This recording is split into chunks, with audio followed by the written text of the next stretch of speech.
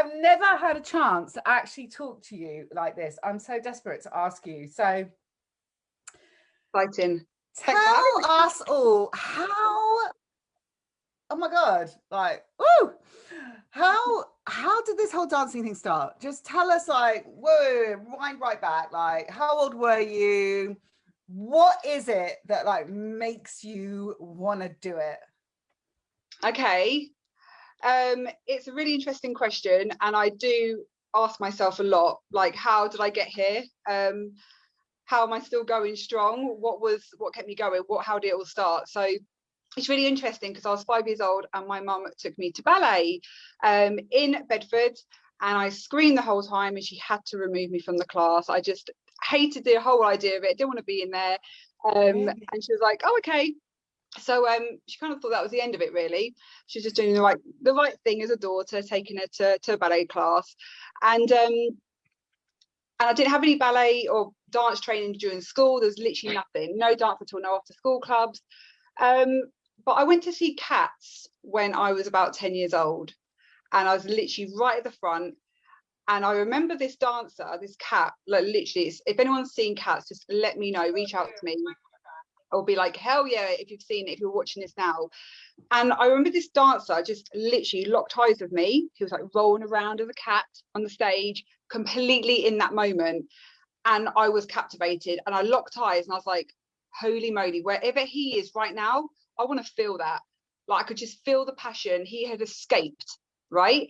And that was it. Oh my God, I'm covered in goosebumps. Oh, look at you. You've got your cat costume on now. Look at that outfit. You look like all feline. And I know. They do that, don't they? They come in the crowd. And they, like, you know, all weave in and out.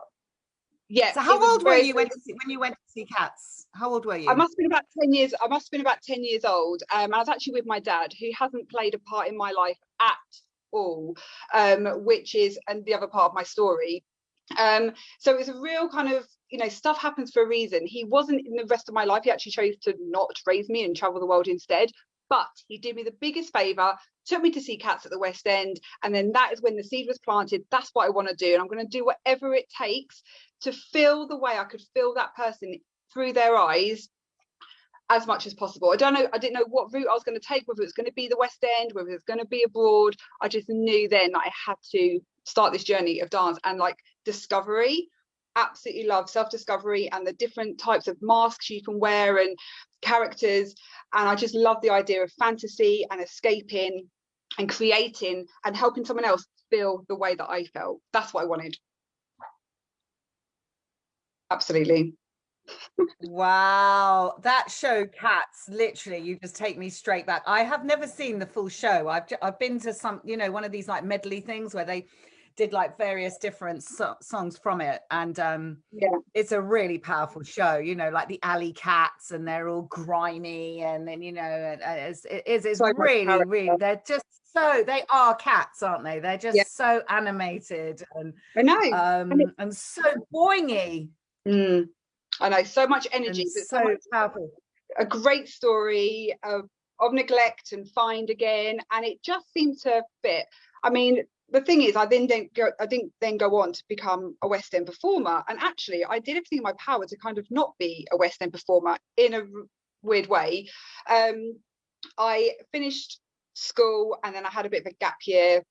No, I finished college, sorry, did dance at college for 2 years at Bedford, did my BTEC, and then I had a gap year because I was exhausted. Put my whole heart and soul into that. Was the best 2 years of my life. I was finally dancing. Okay, every day I was living and breathing it, being in that environment. Did you dance? So after that show, did you then think, right, now I need to start learning? Yeah. And did you go back to ballet, or what did you do? I didn't go back to ballet, and actually I know that ballet is the foundation. Like, it's where so many people start their dance career, and it is the foundation, the strength, the discipline, everything. But it's never really grabbed me and kept a hold of me. I've been very much more expressionate.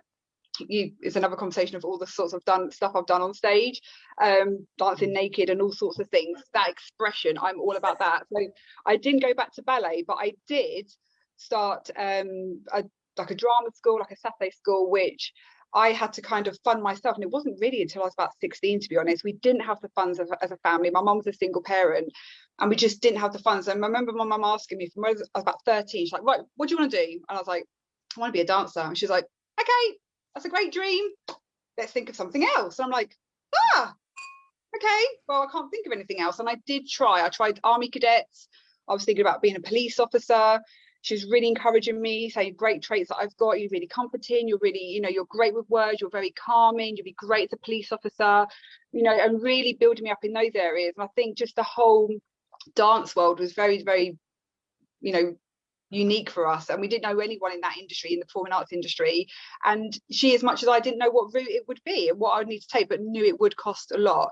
So I literally, as soon as I could, during college, and as soon as I could start working a bar job, working on a Saturday, I'd literally get my own bus to the dance school and train there every Saturday. I theatre train, performed at Her Majesty's Theatre. My mum came to see that with her best friend, and she looked on that stage, she's like, right, you're going to be a dancer, you've got it, I see it now, you've proved it. Not that you need to prove it, but I get it now, I see where you're coming from, I can see it within you. And she's just been my absolute rocket and support ever since. All the crazy stuff that I've done all through uni. She's come to see my uni performances, and she's like, Claire's throwing a cabbage around the stage, I'm not entirely sure what's going on, but woo, go Claire. Yeah, I mean, obviously I met your mum a couple of times, and she's so quiet and shy, and I did ask her, actually, I think I came to your 30th or something, and when you danced at the restaurant in Bedford, and I'm like, where does she get it from? Like, and your mum was like, I really don't know. I know. She said, my aunt or something. Was it your aunt? It is my aunt, yeah, my dad's sister. Unfortunately, we lost her to breast cancer about 8 years. 8 years ago, just after Isaac was born, we lost her. But she was a ballroom dancer, and she's pretty much the only one in our whole entire family that could dance, or did dance, or pursued some sort of dance, and that was ballroom. So we're kind of going on that. Wow. I've got to kind of go. Was she professional? Was she professional? Was it like kind of a hobby? Yeah, to a kind of, young adult life, she continued and loved it, and just always had that passion for dance. That's definitely where I've got it from. Unfortunately, never got to dance with her or really talk to her about it either. We didn't really have that kind of relationship, but yeah. So I just love how many different styles there are. Wow. So what did you do at college? What was your passion? What was your passion at college when you were doing your dancing, Claire?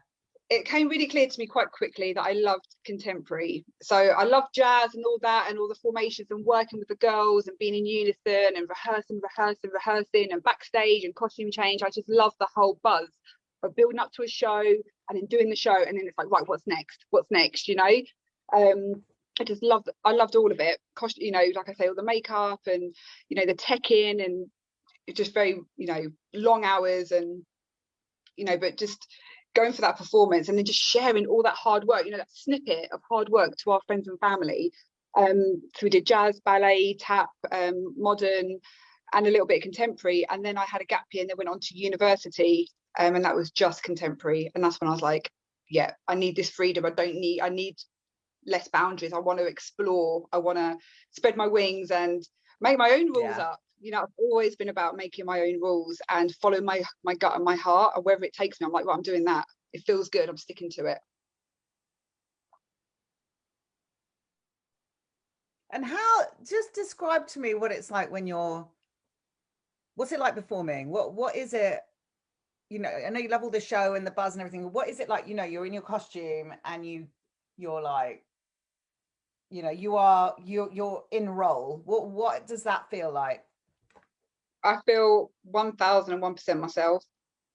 Like nothing. I'm untouchable. I just feel so aligned with what I was supposed to do, and it's really, really interesting that I've done all this training. It's quite interesting. When I came out of uni, I was just about to graduate. Graduation was just around the corner. I was getting my dissertation done, like literally developing eczema because I was trying to write this dissertation, and my brain doesn't work that way naturally. So I'm like, I just want to dance it. I don't want to write about it. I want to perform it. But obviously the written work had to come, and really stress myself out about that.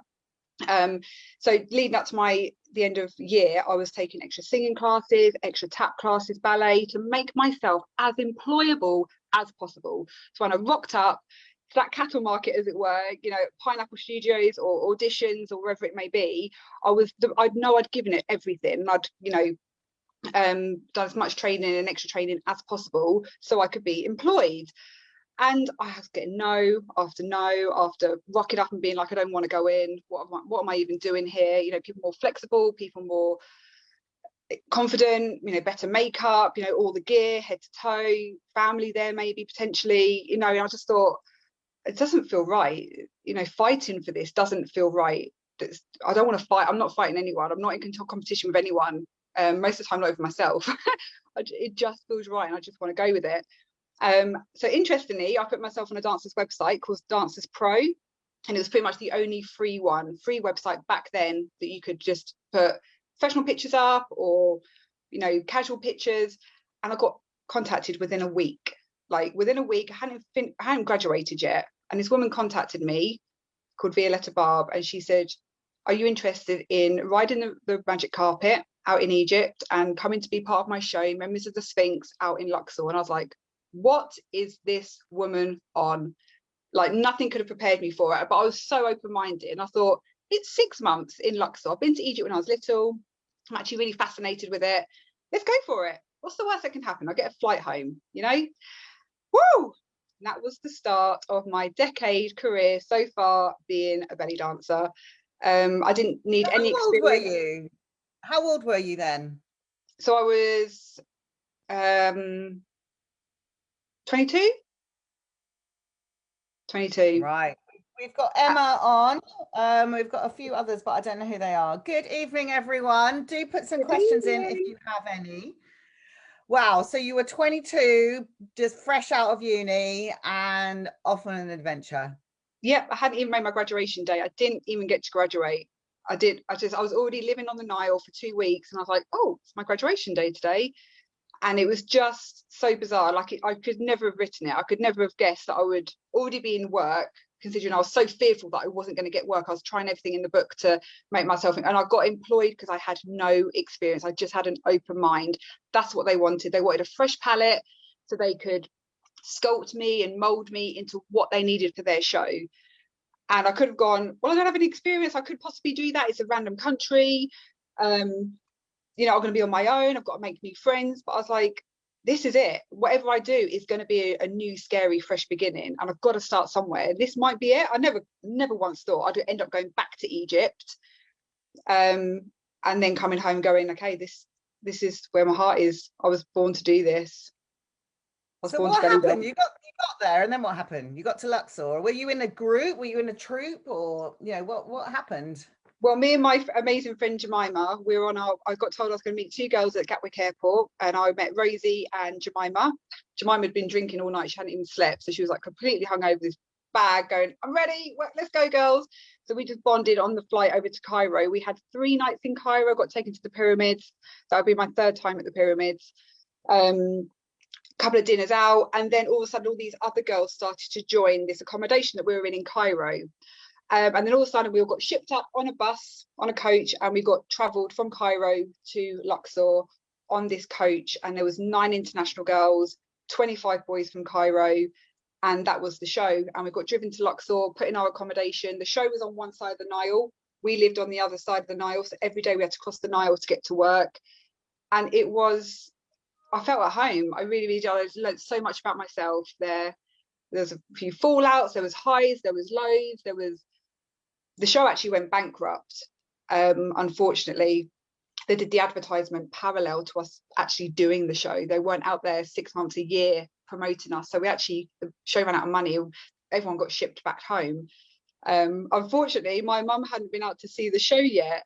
And 2 days after everyone left and the theatre was emptied, my mum showed up for her holiday to finally see me in the show. And I was like, everyone's gone, you know, the show's ended. Oh, no. I know, 6 months I've been out there busting my butt, 3 shows a day. Aaron had been out about 4 or 5 times in that 6 months, long weekends, you know, just popping out on his 30th as a surprise. Happy, I'm 30, I'm now sat in the audience, I got you. And I was like, you monkey. It was an experience. And so I've got what sort of things were you doing? What was in the show? What kind of stuff were you doing? What sort of dance? So we were doing the pharaonic, very, very traditional belly dancing movement. So there was like Saidi, there was like the turning, you know, the guys that turn with the big skirt. There was contemporary in there, so we were in these like jazz suits, we were like water, we were like waves, we had like these all-in-one lycra outfits, and we were doing like contemporary, but then very pharaonic movement, very traditional shimmying, and we had a very famous choreographer choreograph the show. So I know how to count up to 8 in Arabic, sorry, but not 10. Everyone's like, well, what's 9 and 10? I'm like, we're dancers, we don't count to 10, we count to 8. واحد اثنين ثلاثة أربعة خمسة ستة سبعة ثمانية. What's 9 and 10? Don't need to know. There's only 8 steps in dance. Yeah, that's absolutely fine. So what was it like? Did the Egyptians like you? You were English dancing their dancing. I mean, how did they their native thing? How did they get on with that? They couldn't get enough of it. They loved it. Oh, really? They loved the girls, they loved the freedom. Maybe they were away from families, maybe they were away from wives, and they were having a great time partying with us and living their life with us. We were obviously in separate accommodation and things like that. Maybe there's a few relationships that were happening within the contract, but Luxor's a very, very quiet town. Mainly you've got your locals and you've got your tourists sort of things, and we do just this absolute bomb that hit. Having parties every night on the rooftops, and inappropriate behavior on the boat going across, and loud music and loud chatting, and yeah, we caused a bit of a stir in 2008 for 6 months. But no, it went really well, and like I say, the show left, and I was there for about 2 weeks after. Some guy put me up in his house. He was like, I was like, I can't go, I've got Aaron visiting, I've got my mum visiting. So I actually stayed about 2 weeks after everyone else left, and carried on living there for a little longer, because my flight wasn't booked yet, because people were still visiting. And then I came home, and cool. You managed to stay out there. Very cool. Yeah, very cool. I mean, Aaron couldn't even tell me apart from the locals in the airport when he come to collect me, when he come to meet me to fly me home. He was like, "Where are you?" I'm like, "I'm here." And he's like, "You've been sunbathing?" Every damn day for 6 months. I wish I knew about the whole petrol situation then in products. Oh Jesus, I dread to think what damage I did to my skin, but it's repairing now. Never too late. Really brown. Very brown, yeah. Really brown. My hair went, very light, very brown, but and it was fine. We had this big massive makeup, like a black wig every day that had like teeth that would go in the back, and like bash your head every day putting that on. Big Cleopatra eyes, big makeup, very big bold blues and purples, which irritated my eyes and my skin no end. The lights would come on, we'd start dancing, the sweat would start pouring, and this stuff, God knows what I was putting on my skin back then, was just going into my eye, and I was just blind. I couldn't see. I was so blurry, so irritated. Wow. So yeah, that would have been a godsend back then, knowing about the makeup that I do now. Yeah. So but you came back after the first one, and what happened? What was that like, coming back to Bedford after being in Luxor for 6 months, or however strange. long it lasted for? Yeah, 6 months. So very, very strange. I was haggling for everything. I was like, will you stop haggling? Like, is that price? I'm like, no, we can surely get it lower. So that was built in me. I became one of the locals. We're trying to get a bargain. But I was like, what's next? Like, I'm not done yet. And my mum said to me, this will either, you'll go out there and come back and be like, brilliant, amazing, fabulous 6 months, right, let's find an office job or start a family, whatever, or you'll come back and be like, right, what's next? And that was definitely me. So I carried on doing some auditions. I got on the waiting list for Disneyland Paris. I actually went to the audition to be a parade performer. I was like, what? You did what, mummy? You never told me. Sorry, darling. I went to be a parade performer, and as I walked into the audition, they were like, hold it there. Apparently I've got a princess face. I don't know. It must be just some sort of shape that they use to be able to put any sort of wig on to be any of the princesses. So I was auditioning to be a parade performer that you have at 5 o'clock, that goes through the streets, and a Disney princess character as well. But I was on the waiting list for 6 months, and it ran out because back in 2008, I just come home. Well, my show just bankrupt in Luxor because we're in a recession. I come back to England, and everyone's renewing their contract in Disney. So my 6 months actually ran out, but that 6 months was very long. I was like, am I going? Am I not? Am I still auditioning? What's my future? So that was a very long 6 months, just waiting, pulling pints, serving more roast dinners, just doing my best to stay positive. And then I was putting a pint one evening in the local pub, and I got a buzz on my phone. And this guy had seen my CV, as it were, the fact I had experience in Egypt. And he was like, would you be interested in coming out to work in Egypt in my show? And I was like, where are you based? So I thought, if it's Luxor again, I don't really want to go back out there again. You know, I've seen everything, you know, the Valley of the Kings, the pyramids, and all that. Like I've pretty much seen it all. And he goes, Sharm el Sheikh. And I was like, yeah, I'm there. So I packed my bags, and within 2 weeks, I was going back out to Sharm. But working for him didn't last very long. He wasn't a very nice man. And I'm not scared of people. and people who don't like carry through what they say they're going to do. So after 10 days, I told him politely where to put his contract, and got the money I was owed. And a girl who I'd worked with in the previous show in Luxor, she'd stayed up there the whole time, married another guy in our show, started their own company in Sharm. She contacted me for a coffee way before Facebook. I don't think I was on Facebook by this point, or just had joined. And she was like, right, you pack your bags, you come with me, and you're going to be part of my show. And that's when I became a belly dancer. She taught me everything she knew. And I was like, right, I've got to continue with this. I've invested so much time and money. And she's better. And I'm better. Thank you, darling. And that just set me up, completely set me up. I mean, the show that I originally went out to Sharm for wasn't belly dance, interestingly. It was like can, it was go-go dancing in the clubs until 5 in the morning. It was a bit contemporary, not great choreography, to be honest, not great morals, but she was through and through, whole Egyptian company, and she taught me everything. And she would film me. I'd be on stage, literally shove me in a costume, shove me on stage. I'd be in front of tourists performing in a hotel, touring all of Sharm el Sheikh. And I'd be like shimmying, just like standing there going, I don't know what I'm doing. And she'd film me, go back to the apartment, watch it back, critique. Right, tomorrow night you do that, you don't do that. And that's how I learned on the spot experience. Wow, and Claire, that's so impressive. And how does belly dancing feel on your body in comparison to like contemporary dancing? Quite similar, to be honest, which is why I really enjoyed it. And people say to me, like when I'm working in the Turkish restaurants, are you Turkish? And I'm like, that's a huge compliment, especially because I hadn't even been until like last year. I said no, but I feel like my contemporary and my love and my natural way of moving with contemporary has really massively helped me with my belly dancing, because I'm not afraid to move my body and push it in awkward ways, and you know, be free and be expressionate with it. And that has really, really helped. And actually, quite interestingly, the Egyptian belly dancers are very static. You know, their shimmy is, you know, stunning. There's not really any performance. It's not like a smile. It's not like a, you know, it's very stiff, you know, but their shimmy is like intense. Yeah. Whereas I'm much more Turkish style with my, a bit more free. You know, they lay on the floor, you know, they're grinding on the floor. I don't do that, but it's that kind of level of expression. So I just love it that I move my body in different ways, and you know, just getting in tune with what I own and what I've been given, no matter how big or small it is or what it's looking at. You know, I danced for 7.5 months pregnant with both of the boys. My bump was huge, like a rhinoceros. Yeah. And I just had to keep going because it felt amazing.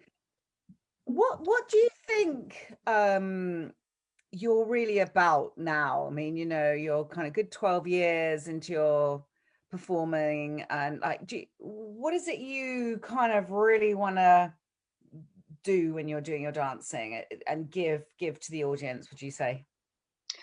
A smile, at least. There's so many people just working for the weekend, and I genuinely love every single day, because I get to kind of do it how I want to do it. So when I'm working in the restaurant, it's very, very clear to me that people are working for the weekend. So if I can just get them to relax and smile and kind of go, do you know what, this is what life's about, being in the moment and actually just appreciating, you know, the restaurant, the people around me, the servers, you know, the hard work that's gone into this food, or the performer, just to get people grounded and kind of like in the moment, because it is gone. I'm gone in a flash, you know, that moment's gone in the flash.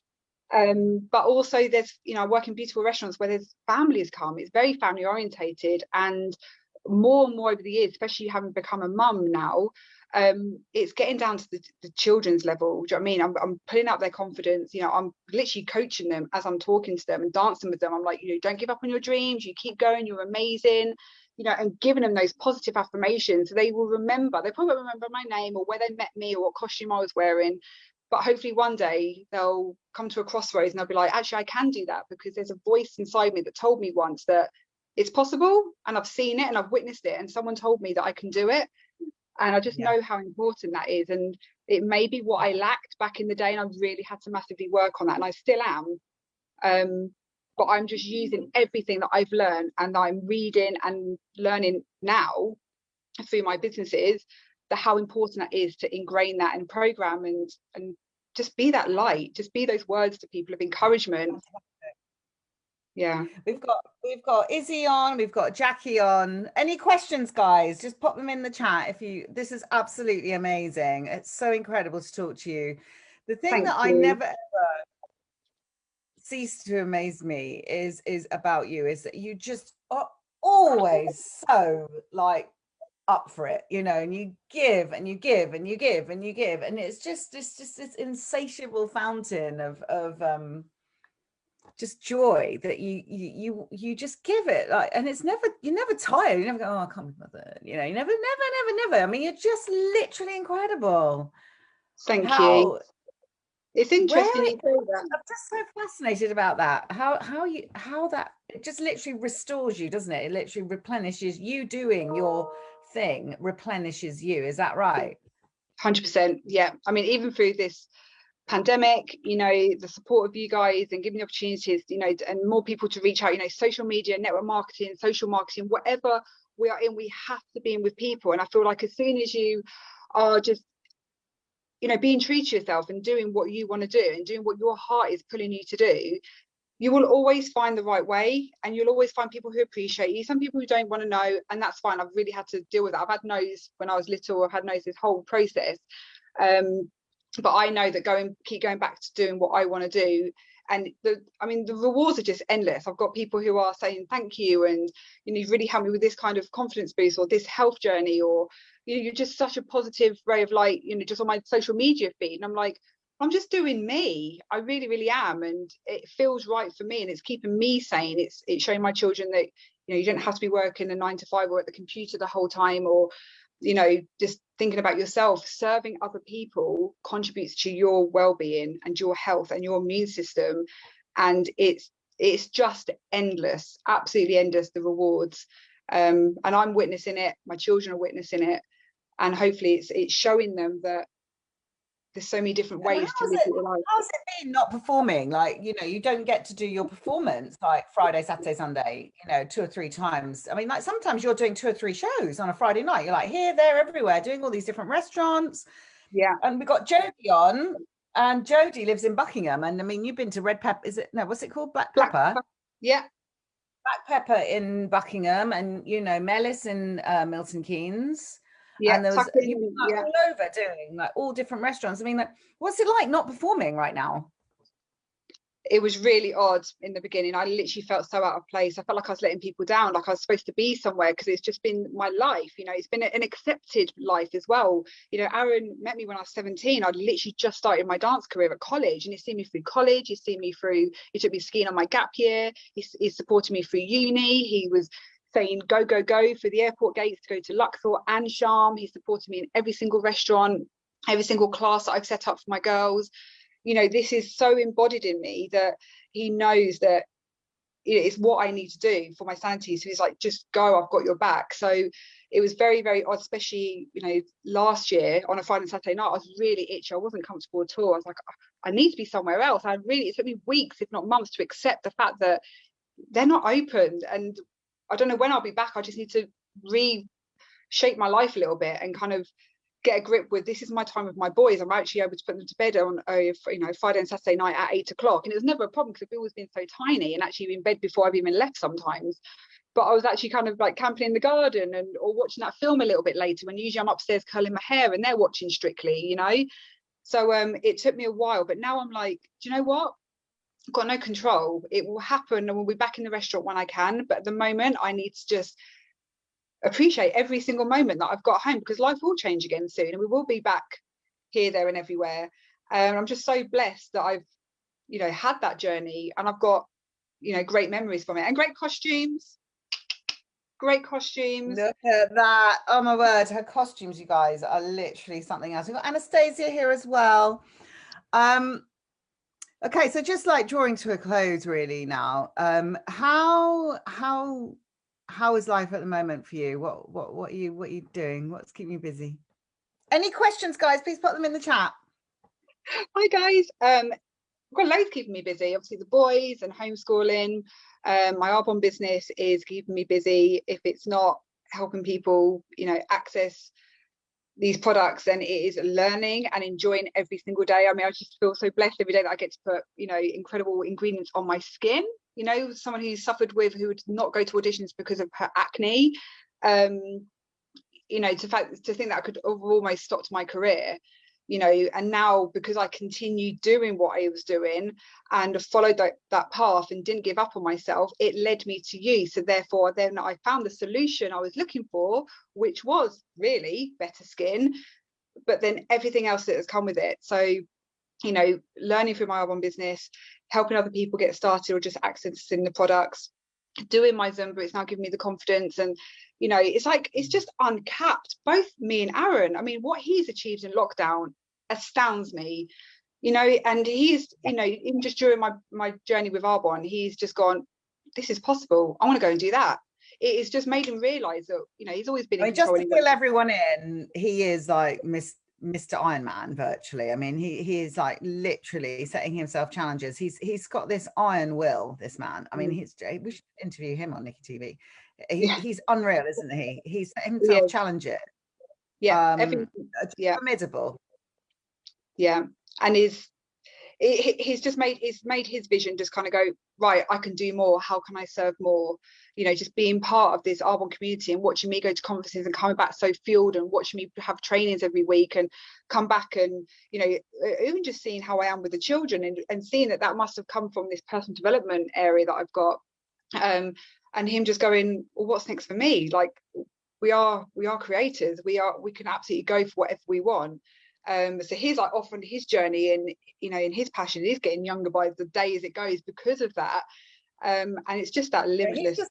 He's just as fit as a flea, isn't he? I mean, he's just literally just absolutely like passionate about all his fitness. And he's had lots of challenges. He cancelled last year. He's meant to do the Paris Marathon and all sorts, but he's like, it's fine, I'll keep training. You know, there'll be an opportunity where I need to, you know, he's climbing mountains this year. He's going to Russia, and you know, he's got big, massive dreams. So yeah, the Arbonne nutrition has fully fueled him. It's re-educated him about nutrients and plant powered and recovery massively, because you know, we're not getting any younger, and he wants to do all these things, but he knows he's got to take care of his body. So he's eternally grateful for everything that he's learning and got access to as well. He's my favorite client with the nutrition.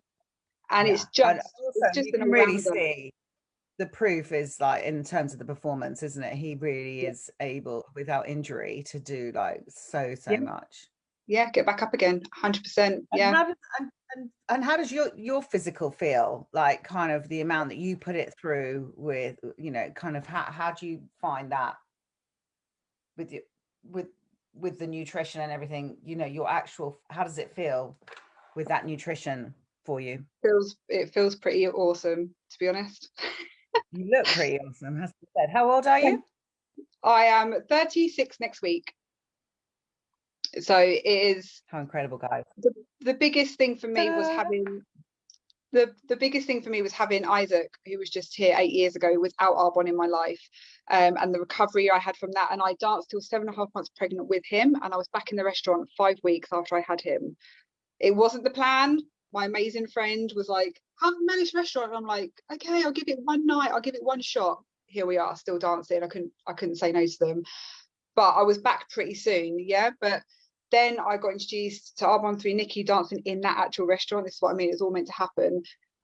Fell pregnant with Austin, and the recovery was, I mean, my pregnancy was completely different because I was having this nutrition from 4 months pregnant, having it the whole way through, having him bounce back so much quicker. I was in restaurants dancing 4 weeks after having him, but just having that control over my health, having that control over, you know, preparing it, hydrating it, you know, repair. I mean, it's from where I'm sitting, you've just got better and better. I mean, there hasn't been any age, there hasn't been any drawback. You've literally just got stronger and you know, really great form and tone, and you just got even more vitality and, you know, just stamina. I mean, you just keep going. I mean, you're doing belly dancing teaching and performing, and you're a Zumba teacher now, and you've got your Arbonne business, and you obviously perform in restaurants, and you've got another little sideline in Ann Summers, because obviously you look incredible.